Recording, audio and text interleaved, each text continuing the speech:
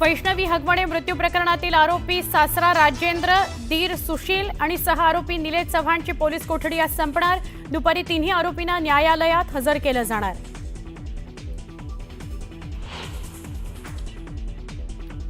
वैष्णवी हगवणेनं गळफास लावून घेतलेला पंखा 71 किलो वजन पेलू शकतो का? साडी आणि पंखा फॉरेन्सिक तपासणी करता पाठवला जाणार।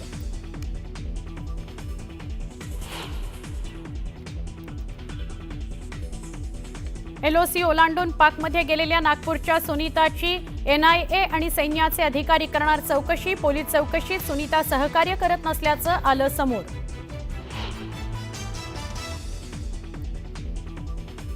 ऑपरेशन सिंदूर नंतर परदेश दौऱ्यावर गेलेलं शिष्टमंडळ भारतात परतल्यावर पंतप्रधान नरेंद्र मोदींची घेणार भेट। परदेश दौऱ्यासंदर्भातील माहिती शिष्टमंडळ मोदींना देणार।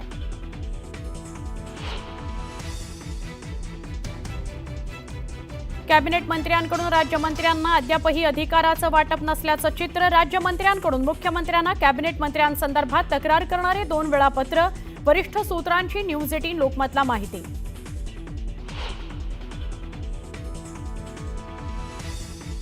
स्थानिक स्वराज्य संस्था निवडणुकीच्या हालचालींना वेग। चालू आठवड्यामध्ये प्रभाग रचना आणि आरक्षण जाहीर होणार, सूत्रांची माहिती।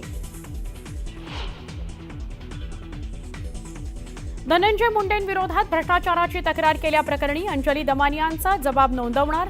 माजी मंत्री धनंजय मुंडेंच्या अडचणीत वाढ होणार का? दमानियांच्या जबाबातून काय समोर येणार? चर्चांना उधाण।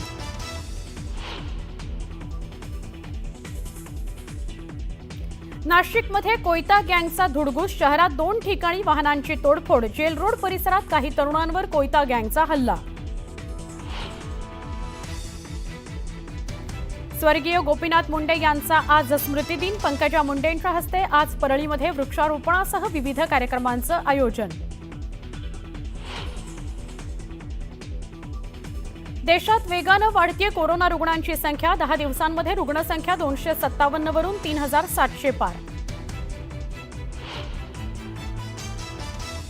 आसाम आणि उत्तर पूर्व भारतात मुसळधार पावसाचा हाहाकार। पूर परिस्थितीमुळे सुमारे 40 जणांचा मृत्यू झाल्याची शक्यता। पूरबाधितांचं सुरक्षित ठिकाणी स्थलांतर। अयोध्येतील श्रीराम दरबारात आजपासून प्राणप्रतिष्ठापनेकरता होणार धार्मिक विधी। मंदिरात 5 जूनला राम दरबाराची होणार स्थापना।